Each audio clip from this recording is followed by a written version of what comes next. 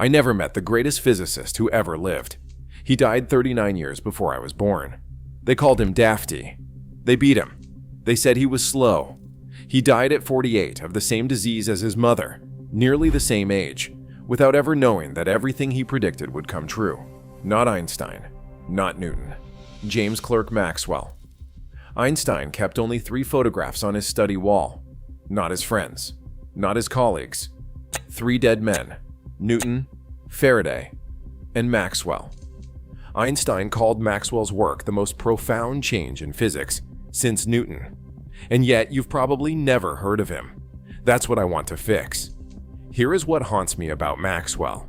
He discovered that light is made of electricity and magnetism, dancing together through empty space. He predicted radio waves, X-rays, microwaves, decades before anyone detected them. But he could not prove his invisible waves existed. Nobody could. Not until 8 years after his death. Imagine that. Imagine discovering the secret of light itself and dying before anyone believes you. That is the story I want to tell you. When Maxwell was 3 years old, he would not stop asking questions. He would say, "Show me how it does. How does it work?" That was his question about everything. Doors, locks, the way water flowed through pipes. His father wrote letters about it. The boy was obsessed with understanding. He was curious. But when Maxwell was 8, his mother died. Abdominal cancer. She was 47 years old. Remember that number? 47. It will matter later. After his mother died, his father hired a tutor. This tutor was supposed to prepare Maxwell for the real world. Instead, he beat the boy. He called him slow. He called him wayward. This was James Clerk Maxwell, the man who would unify electricity, magnetism, and light. The man Einstein would call the greatest since Newton. His tutor thought he was defective. When Maxwell finally escaped to the Edinburgh Academy, things got worse. He arrived wearing homemade shoes and strange country clothes. He had a thick Galloway accent that the city boys could not understand. They gave him a nickname, Dafty. They called him Dafty because he spent his time drawing strange diagrams instead of playing with them, because he built mechanical models while they chased each other around the yard. One classmate remembered that at school he was at first regarded as shy and rather dull. He made no friendships.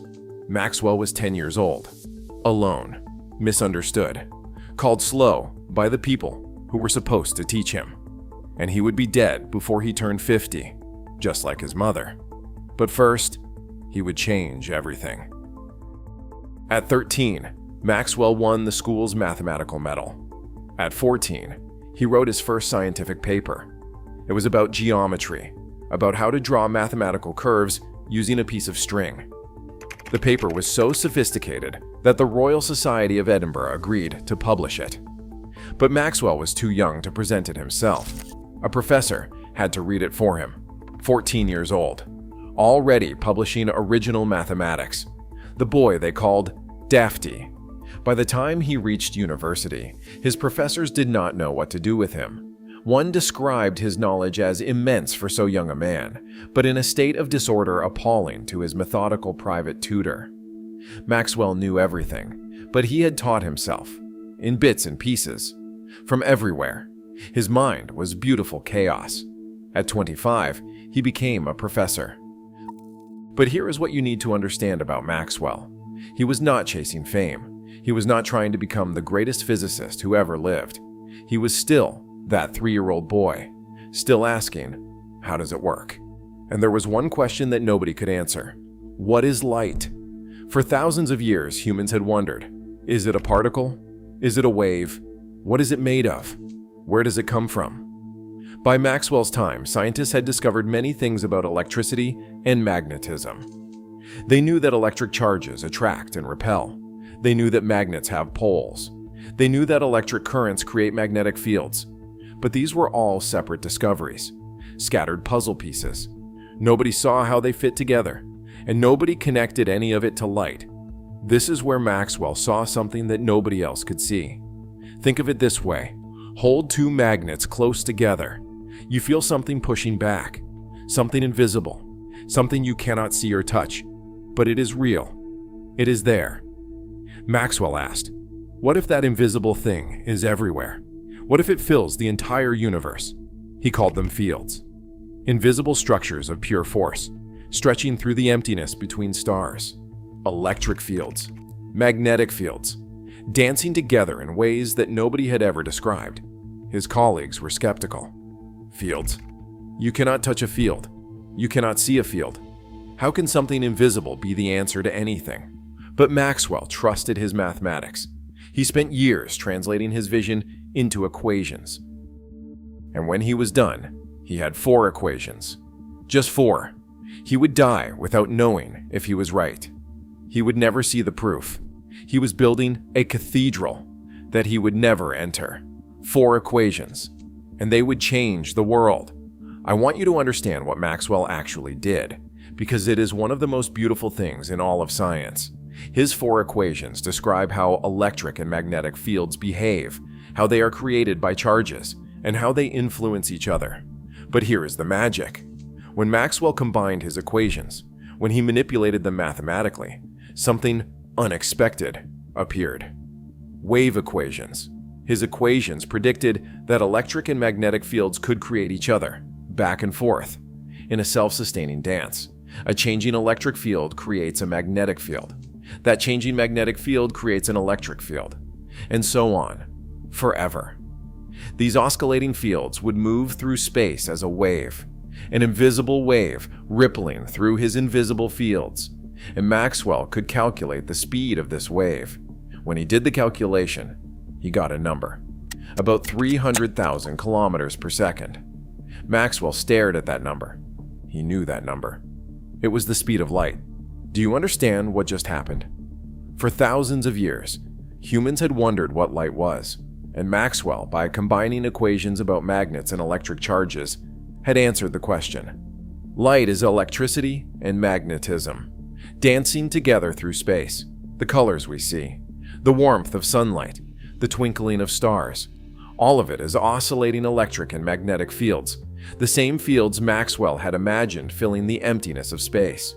In 1865, Maxwell wrote that this velocity is so nearly that of light that it seems we have strong reason to conclude that light itself is an electromagnetic disturbance. He had unified 3 branches of physics that everyone thought were separate: electricity, magnetism, light. They were all the same thing. But there was a problem. Nobody believed him. Maxwell's equations predicted something even stranger. If electromagnetic waves could exist at one frequency, visible light, then they could exist at any frequency, higher than violet, lower than red. He predicted an entire spectrum of invisible radiation. Today we call these radio waves, microwaves, infrared, ultraviolet, X-rays, gamma rays. Maxwell predicted all of them in 1865. Radio was not invented until decades later. X-rays were not discovered until 1895. But Maxwell's equations said they had to exist. This is the power of theoretical physics. When your equations are right, they tell you about things you have never seen. Right now, as you watch this, invisible waves are passing through your body. Wi-Fi signals, cell phone signals, radio waves from stations thousands of miles away. You cannot see them. You cannot feel them. But they are there, exactly as Maxwell predicted, over 150 years ago. The entire modern world runs on his discovery. But Maxwell would never know any of this. Because in 1879, he started DIing. Maxwell began to have trouble eating. He was only 46 years old. He was running the Cavendish Laboratory at Cambridge, training the next generation of physicists. But something was wrong inside him. By 1879, doctors told him the truth. Abdominal cancer, the same disease that had killed his mother. Remember, she died at 47. Maxwell was now 48. Same disease, nearly the same age. In October, a doctor told him he had 1 month to live. 1 month. Maxwell returned to Cambridge with his wife Catherine, who was also ill. By this time, he could barely walk. On November 5th, 1879, James Clerk Maxwell died. His doctor said, "No man ever met death more consciously or more calmly." Maxwell had discovered that light is electromagnetic radiation. He had predicted radio waves, X-rays, and every wireless technology we use today. He had written 4 equations that would become the foundation of modern physics. But he died without proof. His electromagnetic waves were still theoretical. Nobody had ever detected them. Nobody had proven they were real. Maxwell believed they existed. His equations demanded it, but he never saw the evidence. 8 years later, in 1887, a German physicist named Heinrich Hertz built a simple apparatus: a spark gap, 2 metal spheres, some copper wire. Hertz used this to generate electromagnetic waves and detect them across a room. He measured their speed. It matched the speed of light, exactly as Maxwell had predicted. He showed that these waves could be reflected and refracted, just like light. Maxwell was right. The invisible waves were real. When Hertz announced his discovery, someone asked about practical applications. He said it was no use. It was just an experiment that proved Maestro Maxwell was right. We just have these mysterious electromagnetic waves that we cannot see with the naked eye. But they are there, no use whatsoever. Within 10 years, Marconi was using those useless waves to send messages across the Atlantic Ocean. Within 2 decades, radio had transformed civilization. Hertz himself died young, at 36, just 7 years after his discovery. Like Maxwell, he never saw the full impact of his work, but he gave Maxwell something precious. He proved that the man they called Dafty, the boy who was beaten by his tutor and mocked by his classmates, had seen deeper into the nature of reality than anyone before him. So why do I say Maxwell was the greatest physicist who ever lived? Let me be precise. Newton gave us the laws of motion and gravity. He unified terrestrial and celestial mechanics. That was the first great unification in physics. Maxwell gave us the laws of electromagnetism. He unified electricity, magnetism, and light. That was the second great unification. Einstein gave us relativity. But here is something most people do not know. Einstein developed special relativity specifically to make sense of Maxwell's equations. Maxwell's equations were already correct. They were already relativistic. Einstein had to rebuild the rest of physics to match what Maxwell had already discovered. Einstein stood on Maxwell's shoulders. I stand on Maxwell's shoulders. Every physicist since 1865 stands on Maxwell's shoulders. And yet most people have never heard his name. He was a strange boy who was called Dafty by his classmates. He was beaten by his tutor and told he was slow. He lost his mother at 8 years old and died of the same disease at 48. He never saw his theory confirmed. He never saw the radio, the television, the cell phone. He never knew that his equations would power the modern world. But he knew his equations were beautiful, and he trusted that they were true. From a long view of the history of mankind, seen from, say, 10,000 years from now, there can be little doubt that the most significant event of the 19th century will be judged as Maxwell's discovery of the laws of electrodynamics. The American Civil War will pale into provincial insignificance in comparison with this important scientific event of the same decade. I wrote those words in my lectures at Caltech. I meant every word.